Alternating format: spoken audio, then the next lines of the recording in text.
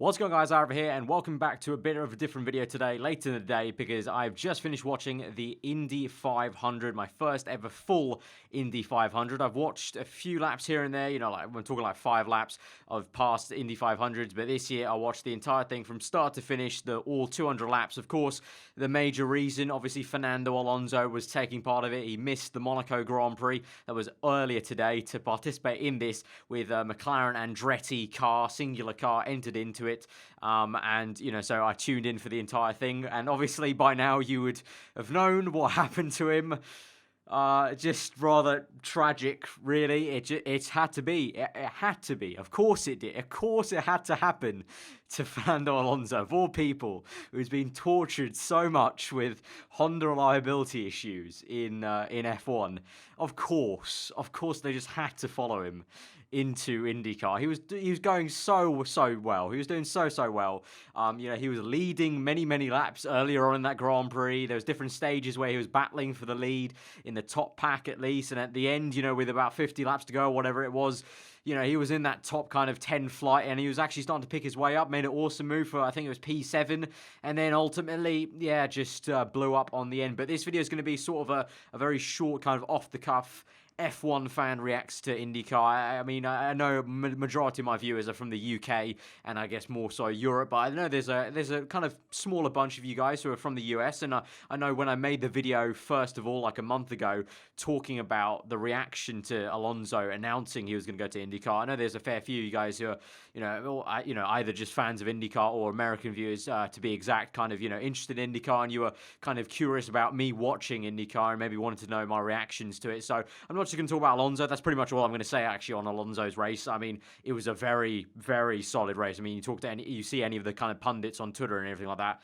nothing but praise. He himself said it's his, I think I don't know the exact words, but I'm kind of going to paraphrase. Basically, he said it's like his best career experience ever, and he was very appreciative of the fans. When he got out of the car, actually, it was crazy to see, scenes of the entire, whole packed grandstands of, American fans who probably didn't even know maybe who Alonso was before, it all started coming to the news, or, maybe they just heard of him off the cuff, and, they all kind of stood up and applauded because they just know how much of a feat that was for him to come in first time round and looking pretty damn comfortable. I mean, there are a few areas where, on restart, you look a little bit slow, but then you get back into the rhythm, and it was awesome to watch him out there, and he definitely has done F1 proud in that Indy 500, and it would be absolutely awesome to see him come back for next year's Indy 500, because if he doesn't have any issues, he could have definitely, we don't know for sure, but, the win may have been on this year, and for sure if he comes back next year, I think the win would be on with a whole kind of year, a whole, one race under his belt, coming back, not as a kind of rookie, and coming back with at least one race experience. But anyway, more for the race. Obviously, Sato won, so, an old F1 driver's won. So at the end of the day, I think for me personally, if Alonso couldn't have won, it was awesome to see Sato win. A Japanese driver winning with a Japanese-powered Andretti car. I saw this one clip on Twitter of the Japanese commentary going absolutely crazy. It was great to see, and, the Andretti crew were so happy for him. Such a, nice, genuine guy to win it here. Obviously, he had that kind of issue in 2012 with Franchitti, spun, so on the last lap, so he couldn't win it. Into turn one going sideways was something he kind of noted that he did a lot better from 2012 when the interviewer asked him. If anyone had to win, it was awesome to see Sato win, move within the last 3 laps for the lead of the Grand Prix. Absolutely crazy, but just a general kind of reaction to the race. Absolutely awesome race. Obviously there were a few little things. Like I was watching the ESPN coverage I was watching a stream of it, so I wasn't watching the UK version. Like here in the UK, BT Sport streamed it via ESPN, and so they had their own way of covering it. But when you guys had adverts to the US coverage, I was watching those US adverts. So it was a little bit weird, I wasn't used to the whole advert here and then the race is going on muted, but, we got through it, and, the laps we did get to watch of all 200 laps, some of it was so tense, like moments where, 5 wide, and, obviously, how can I forget, obviously, the huge monumental crash for Scott Dixon. That was crazy. It's actually a miracle and an engineering feat that he was able to just get out of the car and feel fine. Like, he was in interviews just seeming like, oh yeah, it's all cool. I'm feeling fine. I'm, yeah, I'm loving life. Just yeah, after the crash he had, you wouldn't have thought anyone would be like that. Crazy testament to it's a testament to like those Dallara chassis and all the work they do in safety wise, because it was just a crazy. Like half his car wasn't even there anymore. But yeah, so that was an insane crash. That was kind of the first kind of huge moment, and obviously just watching how Alonso was getting on in on the kind of first stint of the race. You know, kind of off the start of the race, the rolling start, and then kind of some of the restarts. You could see Alonso wasn't quite prepared for it. By the end, he kind of got used to it, and then he would start to kind of come back and be comfortable about it. And then just generally all the racing up and down the field was crazy. You know, we had like Rossi, Sato, and Alonso, the three kind of Andretti's, and what was it, Hunter Ray as well, all Andretti cars, all teammates, kind of slipstreaming off each other, which was kind of awesome. I didn't know it was really that tactical in terms of, you know, saving fuel. You save all the fuel by slipstreaming, so you want to try and, you know, when you're with teammates, use that to your advantage to save the fuel. Then we had one moment, obviously a kind of meme in the F1 in the community, I suppose, Maximilian Chilton, you know, at 2 points leading the Grand Prix, actually defending from Alonso at one point, and then towards the end of the Grand Prix, looking like he was trying to, you know, pull off some crazy off-strategy win, try and defend. Eventually fell back through the podium winners. You know, he just couldn't hang on. He tried this off-strategy, kind of hoping for yellow caution flags, but you know, all in all, there's just some crazy action. It was so tense, and 200 laps. I would have thought there would have been lots of space and time where it was quite dull, but I really only think there was like, you know, probably the odd 1-2 laps, like every 10, 15 laps that were kind of like that. And even then, you know, the commentary team, I always say this, you know, the American commentators, they know how to do things. Like, you know, there's a fair few English commentators that I like from my English coverage of F1 and stuff like that, like Brundle, you know, comes to mind. DC and Ben Edwards do a very good job.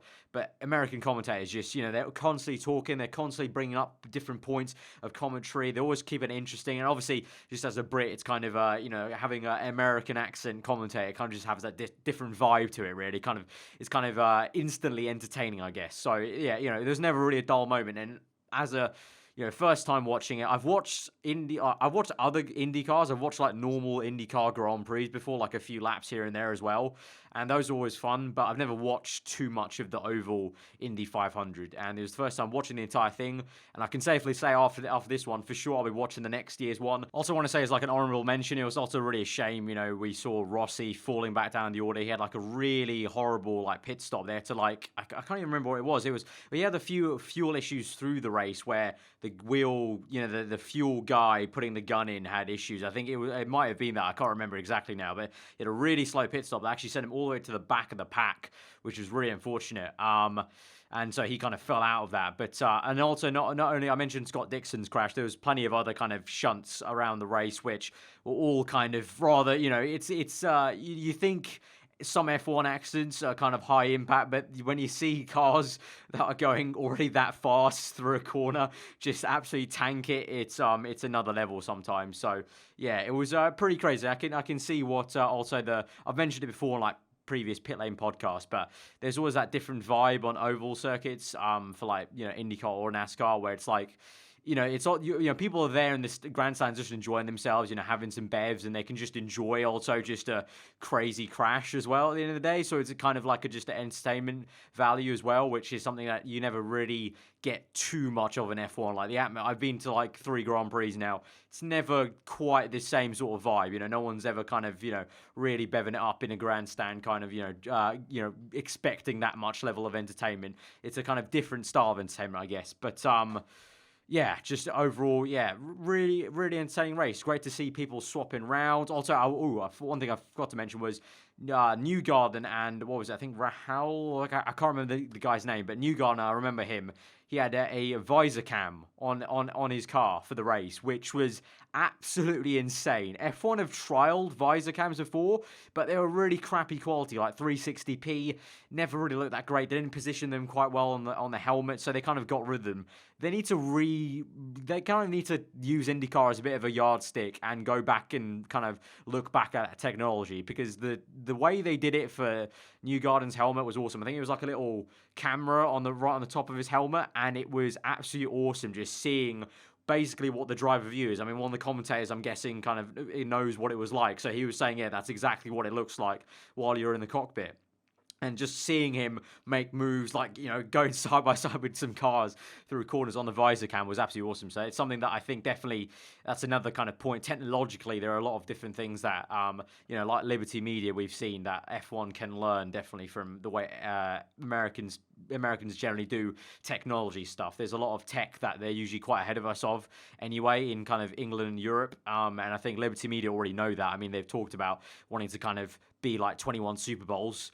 There was definitely a Super Bowl kind of atmosphere there for this race entirely, like the entire way through, like on Twitter as well, interacting with some of you guys. I don't know if you guys, some of you were on Twitter with me watching this video now, but the atmosphere on Twitter was also great. It was great. It was awesome to see a lot of the familiar F1 community guys kind of all watching this race, which is really awesome. And yeah, I mean, as I said, I'll definitely be coming back to watch next year's one. Hopefully this will kind of be the start of many other people getting into it. And obviously there's always going to be those kind of cynics that still say, yada, yada this. But, I thought I was one of them last year or 2 years ago. I definitely would have been like 3 years ago for sure. But nah, that was solid stuff. And it was absolutely awesome to see how well Alonso did, which is the kind of final remark. It was a shame to see how it ended. But as I said, of course, it had to be Alonso, and Twitter absolutely blew up. But it was a great attempt for him, and he can hold his head up high. He did F1 really proud, did himself proud, and I really hope he comes back for next year. That'd be absolutely awesome. I mean, who knows if he's still going to be with McLaren for next year? But if he is, McLaren Andretti partnership coming back again for next year would be absolutely awesome. And I think he could have an even better shot of maybe going for that win. But at the end of the day, awesome race to watch, and really cool to see Sato win there. Genuine, humble guy, really nice guy. Couldn't have happened to a nicer guy, really, I think. And it was just awesome to see him and the team's reaction. But that's my F1 fan reacts to watching IndyCar for the first time, the Indy 500. If you are an IndyCar fan or an American, who watches IndyCar regularly, I'm guessing, because, that's mostly that and NASCAR is your kind of two main motorsports. I think every time when an American fan says they like F1, it's actually kind of a not normal thing in a sense. So if any of you guys are out there, I know there were plenty when I made the video like a month ago when I was talking about the announcement. If you did comment back on that, hopefully you've watched this one. Let me know what you thought of that race, and let me know your reaction to my reaction, because I know a few people are interested in just how I would react to the race, having said I'd never watched a race before. So yeah, that's going to be it. That's going to be this video. If you have enjoyed it, hit that like button. If you're around here, then do get subscribed for weekly Formula 1 content, and perhaps just general motorsport content for the months to come. Who knows? I mean, you never know. I might start watching more IndyCar races. We'll see. But yeah, if you have enjoyed that, let me know what you thought about the race in the comments below. Let me know what you thought about this video, and I will see you guys next time. Hope you enjoy the rest of your day, and I'll see you guys. Goodbye.